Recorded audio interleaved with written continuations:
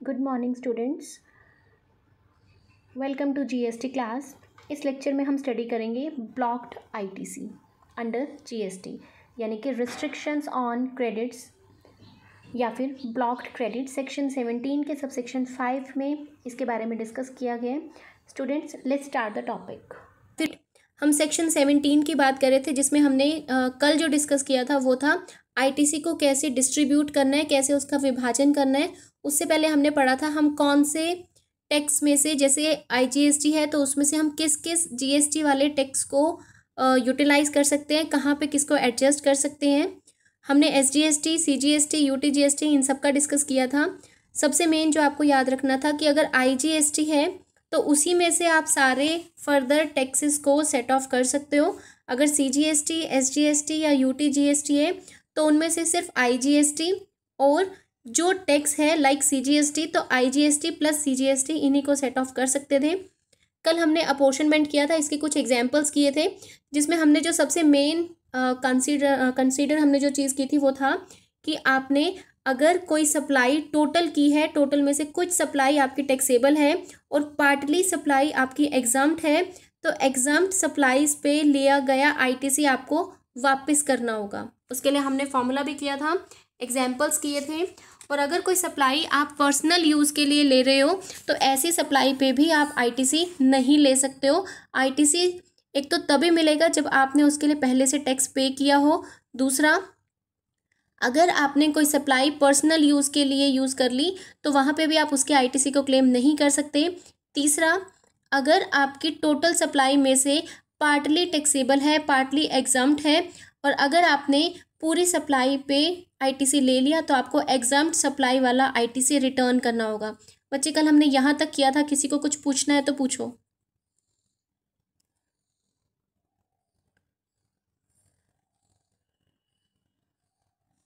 Girls, किसी को कुछ पूछना है तो पूछो।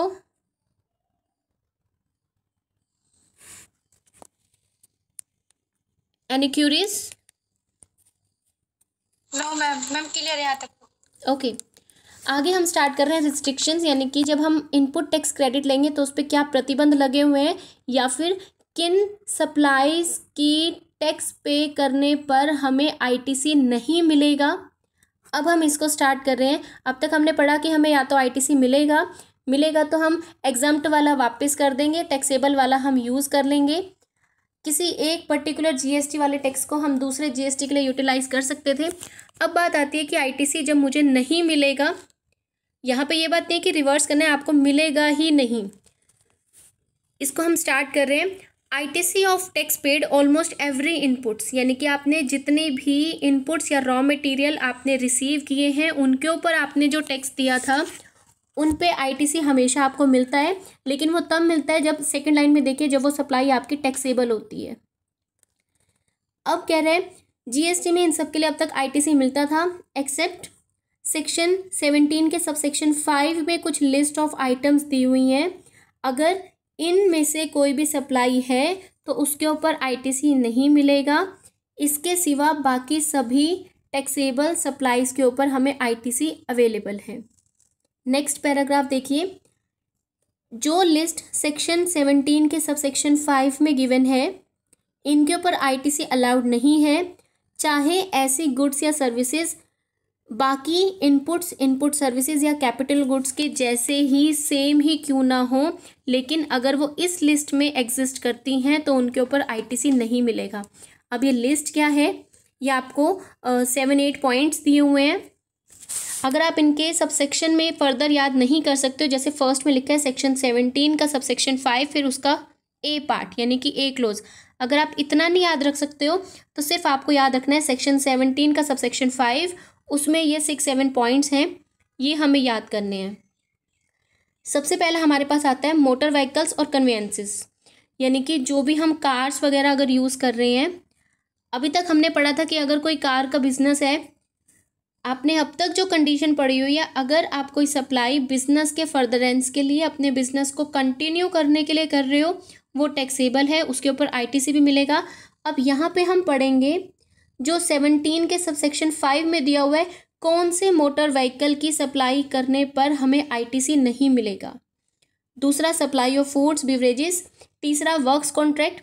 अगर आप कोई इमूवेबल प्रॉपर्टी बनाने के लिए, इमूवेबल जिसको आप एक जगह से दूसरी जगह पे मूव नहीं कर सकते हो, कल हमने एक एक्सेप्शन किया था लैंड एंड बिल्डिंग वाला, याद है बच्चे? लैंड एंड बिल्डिंग मैंने उसमें कराया था अपॉर्शनमेंट में।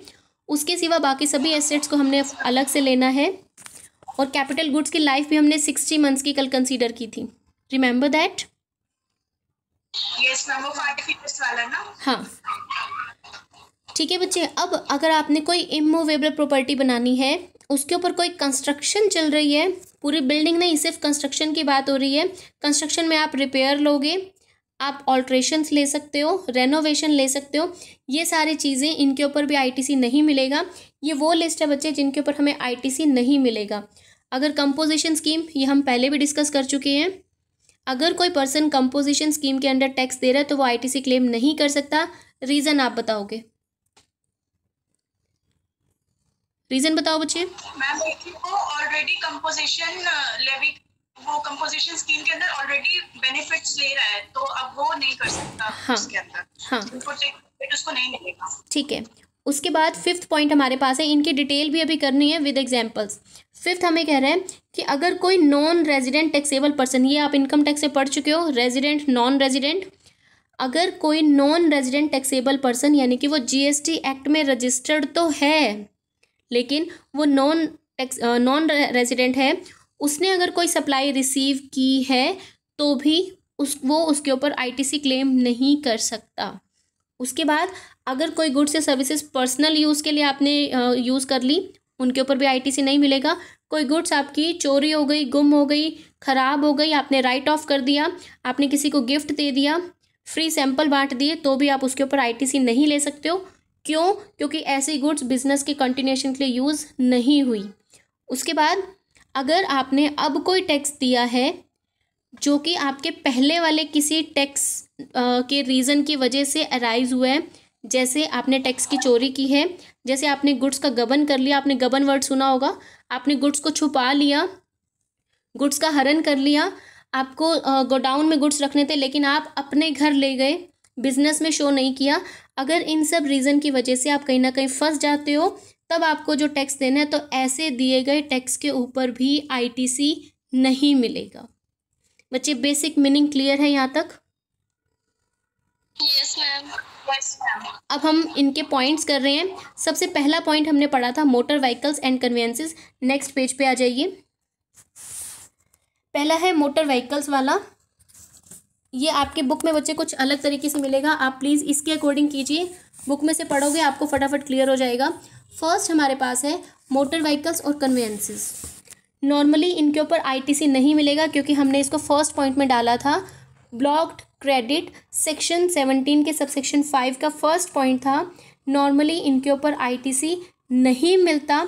अब जो मिलेगा वो मैंने एक्सेप्ट करके लिखा हुआ है। कब मिलेगा?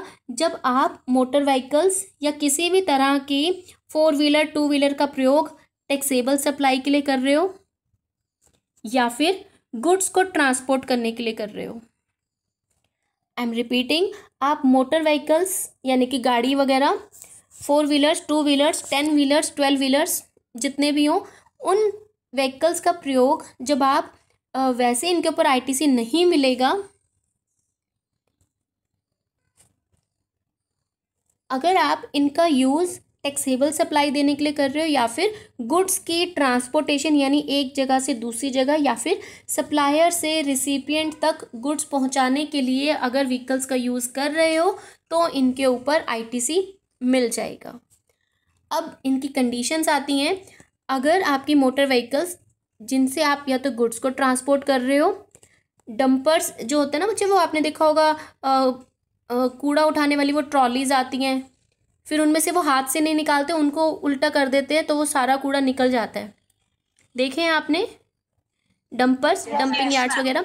तो ऐसे कोई व्हीकल्स हैं तो उनके ऊपर आईटीसी मिलेगी। क्यों? क्योंकि उनका काम, उनका सर्विस देना है कि वो लोगों के घरों से उनके कूड़े को इकट्ठा करें और फिर उसको जाके फर्दर कहीं पे शिफ्ट कर दें।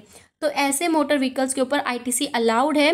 बच्चे ये पॉइंट्स आपने ध्यान से सुनने हैं क्योंकि इनके बीच में एक ऐसा पॉइंट भी आएगा जिनके ऊपर आईटीसी अलाउड नहीं है। फर्स्ट हमने कहा कि जो डंपर्स वगैरह हैं इनके ऊपर हमें अलाउड है। टिपर्स जो बच्चे वो होते हैं वो छोटी रेडियाँ टाइप होती है ना, आपने देखा होगा, आगे से साइकिल टाइप और पीछे ओपन रेडी होती है जिसको हम उल्टा कर देते हैं, वो सब इनके ऊपर दिया गया टैक्स, उसकी आईटीसी हम ले सकते हैं। सेकंड पॉइंट है, अगर कोई मोटर व्हीकल जिसमें हमने पर्सन्स को एक जगह से दूसरी जगह पे ट्रांसपोर्ट किया है, जैसे बस, जैसे मिनी बस, जैसे कोई कैब, जिसमें सीटिंग कैपेसिटी, बच्चे अगर आप ये पॉइंट याद नहीं रख सकते हो कि 13 पर्सन वाली कैपेसिटी या इससे कम या ज़्यादा, तो आप नॉर्मली इतना याद रखना, या तो आप गुड्स को मूव कर रहे हो या फिर आप पर्सन्स को मूव कर रहे हो, उनको ट्रांसपोर्ट कर रहे हो। अगर ऐसा कोई व्हीकल जो आपने, ये फर्दर सप्लाईज हमने दी हुई हैं, अगर टैक्सेबल सप्लाई के लिए कर रहे हो, अगर पर्सन्स को या पैसेंजर्स को आप ले जा रहे हो उसके ऊपर टैक्स दे रहे हो, या फिर कोई ट्रेनिंग वगैरह आप दे रहे हो, जैसे आपका बिजनेस ही यही है कि आप गाड़ी चलाना सिखाते हो, तो ये आपका टैक्सेबल है। इनके ऊपर दिया गया आईटीसी, इनके ऊपर दिया गया टैक्स के लिए आप आईटीसी क्लेम कर सकते हो। अगर ये पॉइंट सुनना है, सीटिंग कैपेसिटी वाला, ऐसी व्हीकल जिसमें 13 पर्सन्स की सीटिंग कैपेसिटी है इंक्लूडिंग ड्राइवर, यानी कि 12+1, ऐसे व्हीकल पे दिए गए टैक्स की आईटीसी हम क्लेम कर सकते हैं। उसके बाद नेक्स्ट पॉइंट, सेम पॉइंट है लेकिन जिसमें सीटिंग कैपेसिटी 13 से ज़्यादा है। अगर आप किसी और पर्पज़ के लिए यूज़ कर रहे हो और वो पर्पज़ आपका टैक्सेबल है, तो भी उसके ऊपर दिए गए टैक्स की आईटीसी आप क्लेम कर सकते हो। उसके बाद आपके वेसल्स हैं, ये समुद्री जहाज़ है, कोई एरोप्लेन वगैरह है, इनके रिगार्डिंग अगर कोई टैक्सेबल सप्लाई कर रहे हो तो वे आईटीसी अलाउड है। अब अलाउड क्या नहीं है वो देखिए।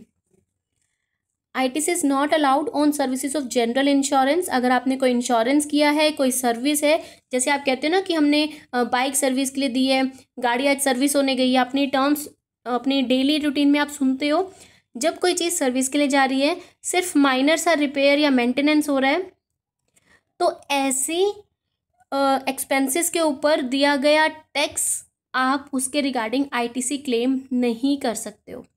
I repeat, repair, maintenance, servicing, general insurance, अगर ऐसा कुछ भी दिया गया है मोटर व्हीकल्स पे, वेसल्स पे, एयरक्राफ्ट्स पे, तो इनके ऊपर दिए गए टैक्स के लिए हम आईटीसी क्लेम नहीं कर सकते। उसके बाद नेक्स्ट पॉइंट में यही पॉइंट रिपीट हो रहे हैं आपके।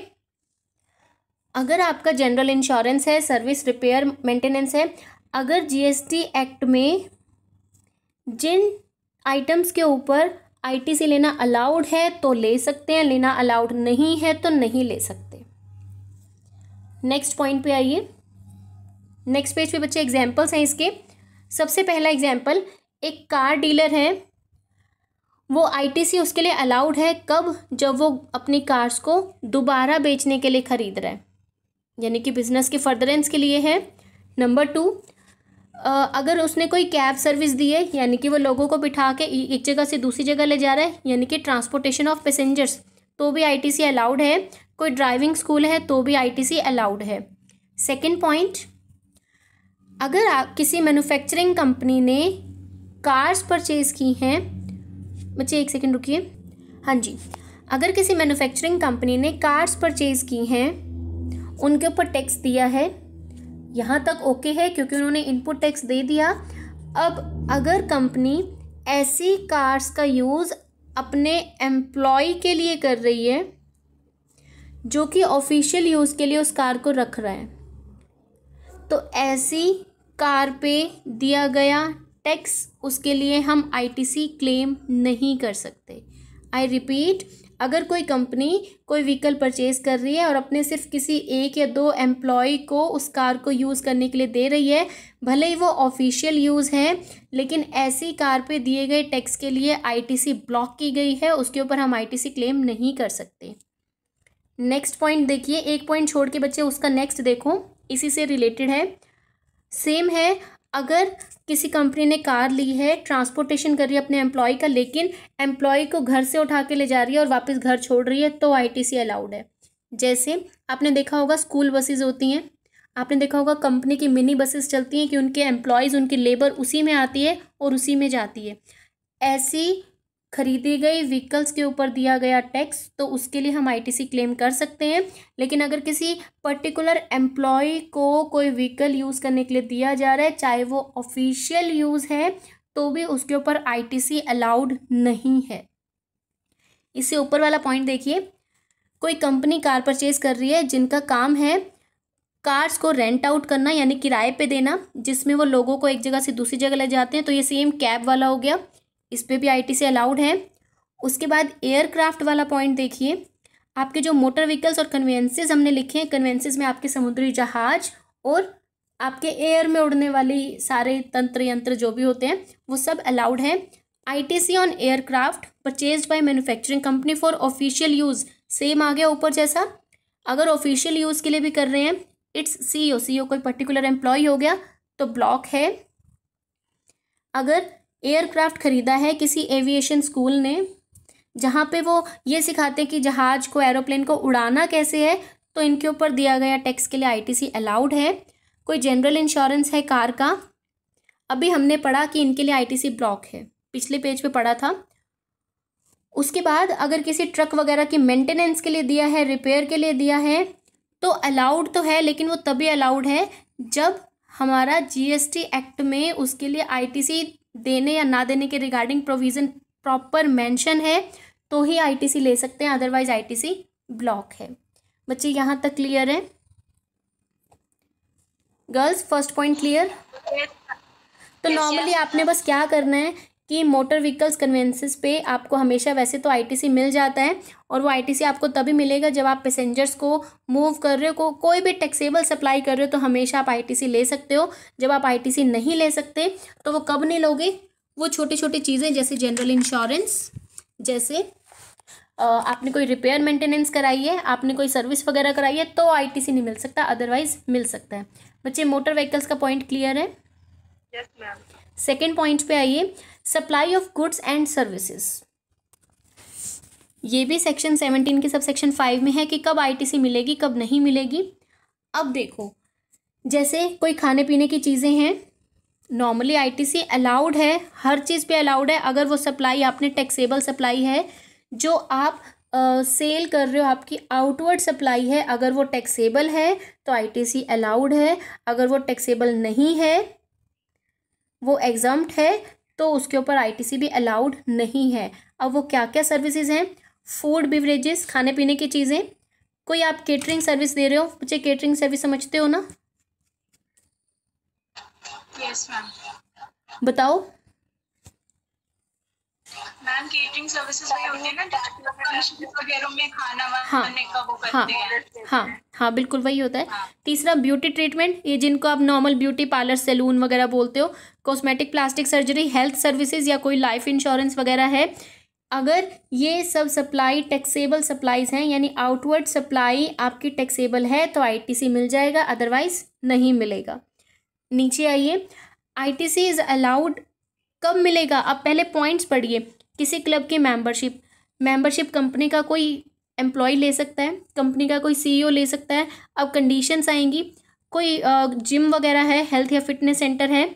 अगर कोई कंपनी अपने एम्प्लॉयज़ को लीव ट्रैवल कंसेशन दे रही है, वेकेशंस के टाइम पे एम्प्लॉयज़ को कहीं लेके जा रही है, तो अब इनका आईटीसी सिर्फ और सिर्फ तभी मिलेगा जब गवर्नमेंट ने ऐसा करना कंपनी के लिए या एम्प्लॉयर के लिए नेसेसिटी बनाई है इस चीज़ की। उनके लिए एक दायित्व है कि आपको ये काम करना ही करना है, तो ही आईटीसी मिलेगी। अगर ऐसा करना गवर्नमेंट के रूल्स के अकॉर्डिंग ज़रूरी नहीं है, तो आईटीसी भी नहीं मिलेगा। बच्चे ये दोनों पॉइंट्स क्लियर हैं? केटरिंग, फूड बिवरेजेस और ये मेंबरशिप वाले, यहाँ तक क्लियर है? Yes ma'am. अब इसके एग्जाम्पल देखो। कोई केटरर है, शादी के लिए उसको स्वीट डिश ऑफर करनी है, ठीक है। अब वो क्या कह रहा है कि स्वीट डिश वो किसी सप्लायर, किसी और स्पेशलिस्ट से मंगवा रहा है जो मिठाई में फेमस है। अब वो आईटीसी ले सकता है, क्यों? क्योंकि वो जिस स्पेशलिस्ट से ले रहा है वो उसको टैक्स देगा, और ये फर्दर टैक्सेबल सप्लाई है क्योंकि उसको उस वेडिंग में स्वीट डिश का ऑर्डर मिला हुआ है, तो वहाँ पे वो फर्दर उसका बिजनेस है केटरिंग की सर्विसेज देना, इसीलिए उस डिज़र्ट स्पेशलिस्ट को दिए गए टैक्स पे ये केटरर आईटीसी ले सकता है। दूसरा पॉइंट देखो, किसी कंपनी ने कोई फूड आइटम्स खरीदी हैं, वो अपने कस्टमर्स को दे रहे हैं free of cost. Obviously customer को फ्री ऑफ कॉस्ट दे रहे हैं। मान लो उन्होंने कोई प्रमोशनल कैंपेन चलाया है, फ्री में दे रहे हैं, तो उसके ऊपर आईटीसी नहीं मिलेगा। थर्ड, कोई कंपनी ट्रैवल एजेंसी है, वो कोई फ्री वेकेशन करा रही है अपने टॉप परफॉर्मिंग एम्प्लॉयज़ का, तो हम क्यों आईटीसी देंगे? नहीं देंगे। नेक्स्ट पे आइए, आईटीसी ऑन आउटडोर यानी कि बाहर आप कोई सर्विस दे रहे हो, अवेल्ड बाय गारमेंट एक्सपोर्टर, कोई एक्सपोर्टर है, ओके, वो कोई मार्केटिंग इवेंट कर रहा है अपने फ्यूचर के कस्टमर्स के लिए। जैसे मान लो आप एग्जीबिशन लगा देते हो, एग्जीबिशन में आप कह देते हो कि जो भी कस्टमर खरीदेगा वो यहाँ से ये चीज़ खा सकता है फ्री में, तो उससे कोई बिजनेस का फर्दरेंस नहीं है। उसका बिजनेस उन गारमेंट्स को बेचना है, ना कि वो फूड आइटम सप्लाई करना, तो उसके ऊपर दिया गया टैक्स आईटीसी नहीं मिलेगा। उसके बाद है, कोई कंपनी अपनी फैक्ट्री में कैंटीन चला रही है, फैक्ट्रीज एक्ट 1948 के अकॉर्डिंग कंपनी को अपने लेबर्स के लिए फ्री कैंटीन खोलने के ऑर्डर्स दिए गए हैं। अगर कोई कंपनी ऐसी फैक्ट्री में कैंटीन चलाती है तो उसके ऊपर आईटीसी अलाउड है, क्योंकि ऐसा गवर्नमेंट ने ऑब्लिगेटरी किया है। उसके बाद कोई मैनेजिंग डायरेक्टर है किसी कंपनी का, उसने किसी क्लब की मेंबरशिप ली है और फीस उस मेंबरशिप की कंपनी दे रही है, तो उसके ऊपर आईटीसी नहीं मिलेगा, क्योंकि स्पेसिफिक मेंबर से रिलेटेड है। ठीक है, अगर ऐसा करना गवर्नमेंट ने अलाउड किया है तो आईटीसी मिल जाएगा। अगर गवर्नमेंट ने अलाउड नहीं किया, कोई कंपनी अपने मर्जी से कर रही है, तो आईटीसी ब्लॉक है। बच्चे second point clear?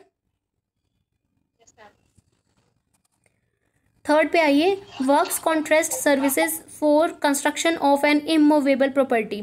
Immovable property जिसको हम एक जगह से दूसरी जगह पे मूव नहीं कर सकते, नॉर्मली इनके ऊपर आईटीसी ब्लॉक होता है। लेकिन ब्लॉक कब नहीं है, कब आप ले सकते हो?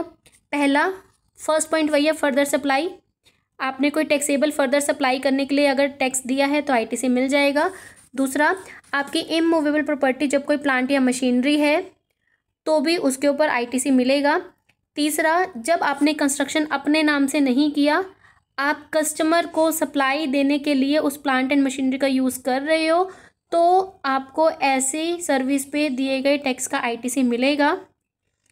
लास्ट पॉइंट, आईटीसी आपको तभी मिलेगा जब आपने ऐसी सर्विस की वैल्यू को कैपिटलाइज नहीं किया, उसको आप एक ही फाइनेंशियल ईयर में अपने बुक्स ऑफ अकाउंट्स में P&L अकाउंट में लिख रहे हो, तो आप उसका आईटीसी भी ले लोगे, क्योंकि आईटीसी एक ही पर्टिकुलर फाइनेंशियल ईयर तक या 1 ईयर तक आपका अलाउड है। जिस दिन आपका इनवॉइस इशू किया जाता है उसके विद इन अ ईयर, जो हमने अर्लियर वाला केस किया था ना बच्चे, या तो सितंबर में फाइल करना था या फिर एनुअल रिटर्न, दोनों में से जो पहले था, तो 1 ईयर तक आप आईटीसी क्लेम कर सकते हो।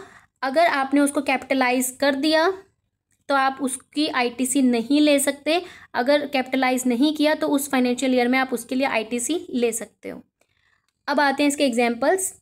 ITC on works contract services, किसी सॉफ्टवेयर कंपनी ने लिया है अपना ऑफिस बनाने के लिए, हम क्या करें? अलाउड नहीं है, हम नहीं देते। अपना ऑफिस बनाया, ऑफिस से हमें क्या करना है?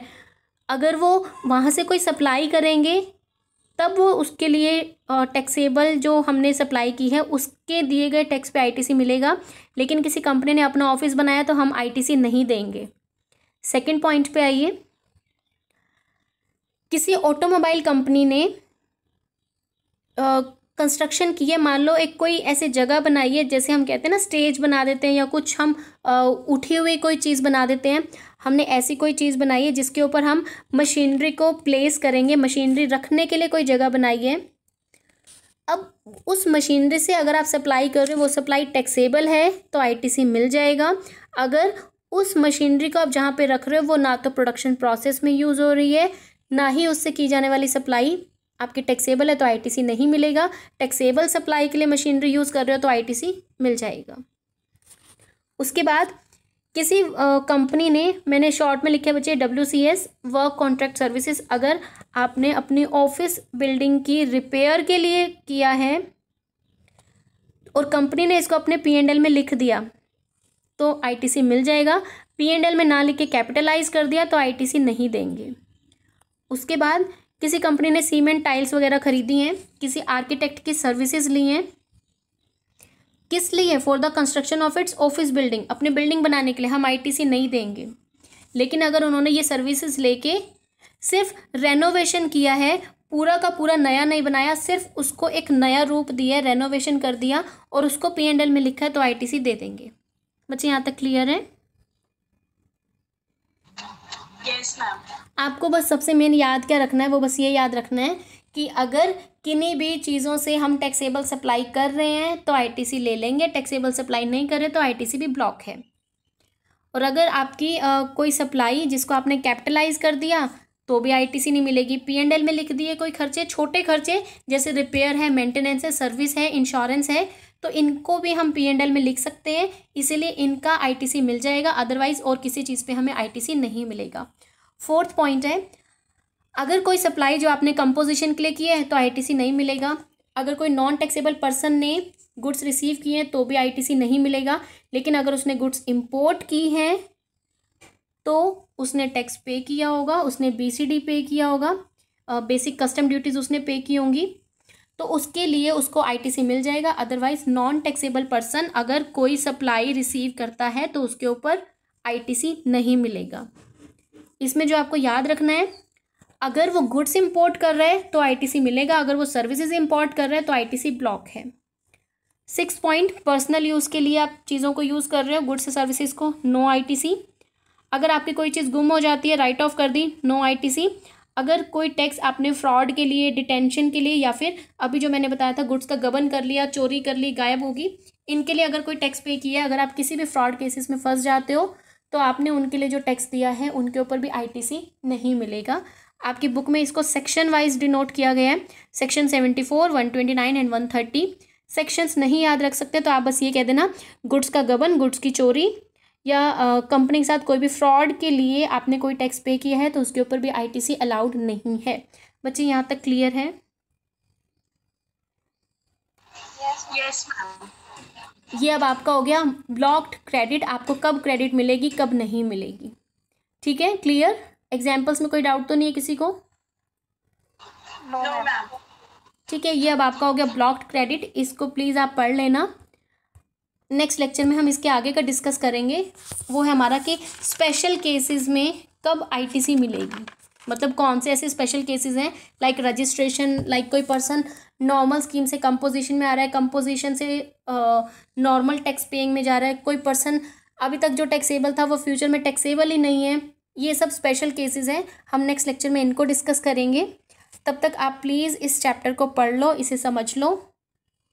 ठीक है बच्चे, that's all for blocked credits. Okay okay ma'am. Okay बच्चे।